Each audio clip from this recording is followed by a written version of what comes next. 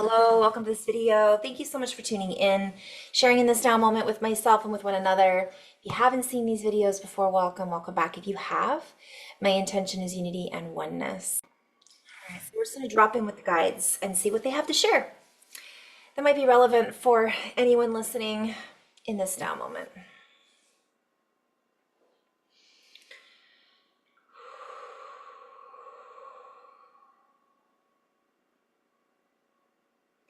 And so many of us are going through personal changes. We are going through up leveling, as we have called it before in the past, or one might say moving up in the world, not necessarily in the outer world, but the inner worlds of the mind, emotions, body. We are all going through changes, no matter what world we may be living on or living within.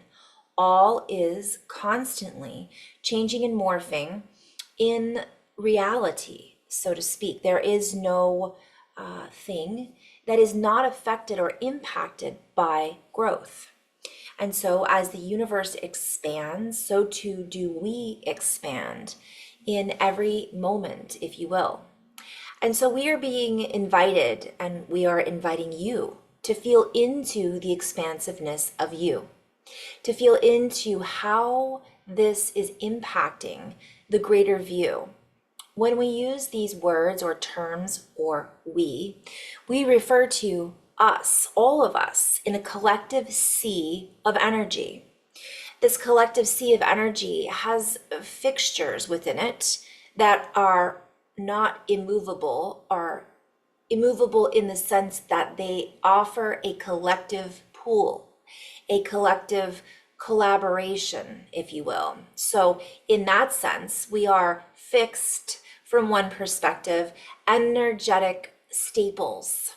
These are part of the glue that is woven into and through the reality that each of you exists and is woven into and through as well. We are guidance teams, our higher dimensional fields or representations of energy are merely an exchange with you. We are part of you. We are not separate from you. So each of you has the ability to tune into these higher representations of you. We would also like to share this is not a hierarchy, if you will.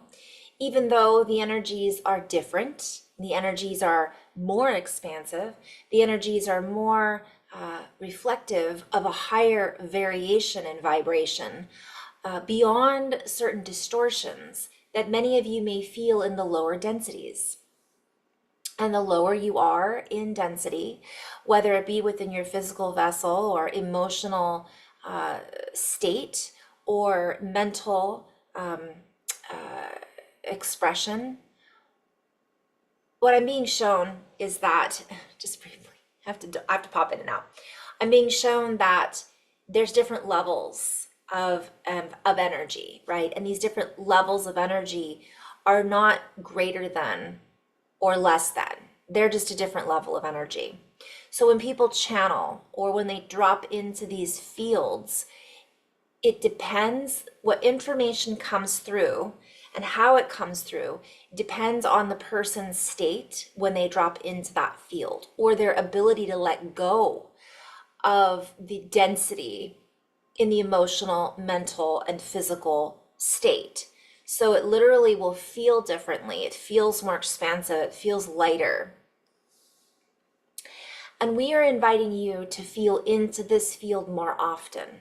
For more often than not, we are bogged down by the chores, if you will, of being human. We are bogged down by the field that we are moving within from a linear perspective. We get up, we make our beds, we eat our breakfast, we feed the kids and the dogs and go off to work and so on and so forth. And this is a lot of work. The drudgery that many are feeling right now in these realms can be overwhelming. So we invite you more often than not to sit, to go within, to allow yourself to let go of the heaviness and articles that one may be holding on to, reading into, wearing, if you will. I'm laughing because it's not like necessarily just go and be naked and free. If that's what floats your boat, makes you feel lighter, obviously within the general rules of society, so you don't go running around. I keep seeing this vision of, have you guys seen, not Wedding Crashers, what's the movie? We're going streaking in the quad. Frank. Anyways, it's a movie with Will Ferrell. My point is, what they're showing is just to lighten up, to let go as often as we can, to just sit and be in that space of however that needs to be for us. I have these sessions with people, and more often than not, when I ask if someone meditates, the answer is no. And it may not be you guys might be big meditators. I'm really called to share that's okay. Meditation doesn't have to look the same as everybody else. It is not necessarily about following protocol, what we are speaking of. It's about letting go. It's about not having to do anything but following the call within, listening as it rings. Listening, and that's a play on words. I'm seeing the rings of a tree. I'm seeing letting go of the telephone. It's the inner rings, the ringing of the ears. It's the ringing of the bell. It's I'm hearing the one ring to rule them all. It's that inner voice, that higher power that we can't hear unless we're listening. We can't feel it unless we're opening to the subtleties of it. We can't sense it if all of our senses are based on survival and linearization. It doesn't take much. We invite you to let go of the need to have to do something. For even in that, the joy is taken out of it at times. Yet other people need that structure. So it is up to you to find your own rhythm, to find what type of interaction you need in order to guide yourself into a higher state of being, into a higher state of presence, or to allow yourself to be guided, to be the guide. For once you drop in and tune into this higher resonance within the body, you will be able to feel more often than not from within the body. You will not need to escape or run away from the issues at hand. Instead, there will be a marriage, if you will, a divine union, a partnership with your own inner source that allows you to feel into the resource of calmness, the resource of allowing, letting go, forgiveness, adapting, breathing, recognition of another's gifts and abilities, the state or presence of awe, seeing Mother Nature, even in the walk that you might go on with your dog, the beauty all around you, even as you exercise. So exercising these abilities to feel and to go deeper is key right now, for there are about to be many changes. There are already many changes that are within the works, or in the works, if you will. So it's a play on words. Changes within, changes that are going to occur within our own bodies, that are already happening, and also out there in the environment and the field that we're living in. There are many changes that are about to occur, and we know many are asking, what are the changes? What can we expect? And we want predictions and predictive modeling. But we would invite you to take a step back and recognize that the way of the future is now. And so because we are in a new period, of deep innovation. The future is not able to be fully predicted. So no matter what you are listening to, while there are some things that are inevitable, many of the things that are seeking to be resolved, if you will find resolution in the most unexpected ways. And this is part of it, to let go of the expectations around how these resolutions need to look, or for sake of appearances.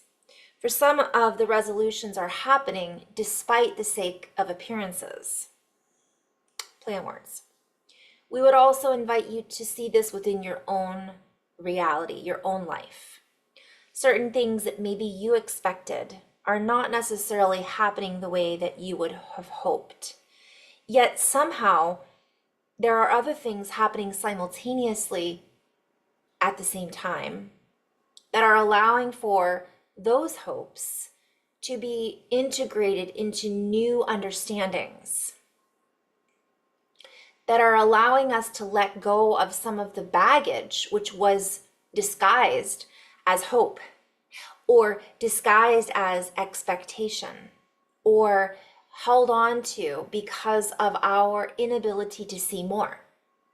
And so often we are holding ourselves back from seeing more because of our inability or lack of imagination, lack of allowing ourselves to feel into what is available to us rather than what seems unavailable or inaccessible or as a loss. We are being called to regain our inner wisdom, our inner companion, our inner companionship, so that we can guide ourselves with the inner light that we are and feel which way the wind is truly blowing.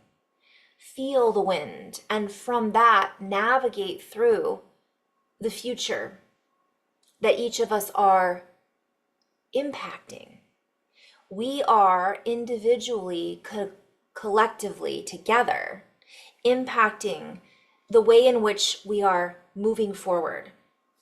If we cannot connect with Mother Nature, if we cannot feel our own inner compass, I'm hearing compass and compassion, not only for ourselves, but what is being witnessed happening around us, we are unable to navigate, and instead we are bogged down by that which we think we need to bring with us.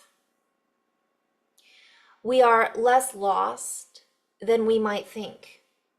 And in order for us to see that, we must get out of the box that we have thunk ourselves into and get back into the resourcefulness of expansion, of imagination, of compassion, of the innate and uncanny ability and availability to see what is available to us now as we navigate these rough waters. We have this inner guidance system built within that we have oftentimes ignored. And now, more than any time, is the time to access this, to turn it on, to open the box, to allow ourselves to hold our own compass and see the future with fresh eyes, with new vision, from inner vision, from us expanding out from that heartfelt resilience, resonance, coherence. This allows us to descramble the vision that is being projected from all around us and to use our inner projector, our inner frame creator, our inner light. I'm seeing a lighthouse. that shines out and allows us to focus our energy and restore the energy that we've been wasting is what's coming through. But I'm hearing even letting go of the idea that, oh, I've wasted time, I've wasted energy, I can't believe I did this again. Let it go. Because the faster we can do that, and I'm getting this in a lot in sessions too.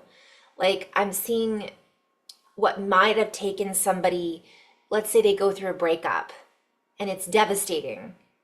You may realize that you're not as affected by it as long, which seems callous to some people, but actually that's part of the flow, the change, allowing yourself to be in that flow, to recognize you learned, you grew, it was what it was. It's like I'm being shown, because I'm in the process of cleaning out my closet again. And do you ever do that where you clean out your closet and you get this whole bag together or several bags and you're getting ready to get rid of it and you're like, oh, but I forgot about that shirt. Maybe I want to wear that again. So what I'm being shown is no, you don't need to wear it again. You put it in the bag for a reason. Don't second guess yourself. Now, there are people who are going to say, I want to wear that shirt again, maybe to have that experience again, or maybe they feel different about it this time around. Maybe the shirt was too big and now you feel like you're able to fill it out better. Or maybe it's the opposite. It was too small and you've lost weight and you're like, oh, wait a minute. So it's the same thing with our lives, relationships, jobs. It's like, why? Ask ourselves, go within, say, is this really something that I need in my life again? Is this taking up space? Is this old article attached to an old, I wore it 20 years ago when I was with that ex-boyfriend or ex-husband or ex-wife or partner? Or was this something I owned when I was going through a really difficult time? And I now see it as a reminder of me getting through that. These articles all hold energy. So what are we reading? How are we? And so the message is that we can let go of it a lot faster. We don't have to go back in and relive it. So people are going to find maybe they're more resilient faster if we're allowing ourselves to be, right? If we're saying it's okay if I let go of that, not feeling guilty over it. I'm also seeing, though, just briefly, the guides are like, but look at the other spectrum too. There's going to be some people who are like, oh, I'm going to get rid of it. I'm going to get rid of it. This isn't to be confused with spiritual bypassing. This isn't to be confused with not addressing things that need to be addressed. Like some things we're going to find don't need to be addressed. And we're going to go, wow, I don't really need to rehash that. But other things that are coming up, like we really need to address them so that we can let go of them. Because ultimately it's going to come back to us later on if we don't. If it's something that's deep-seated, a deep-seated something about ourselves that we've never let go of. We've shaped our lives knowingly or unknowingly around it, if that makes sense.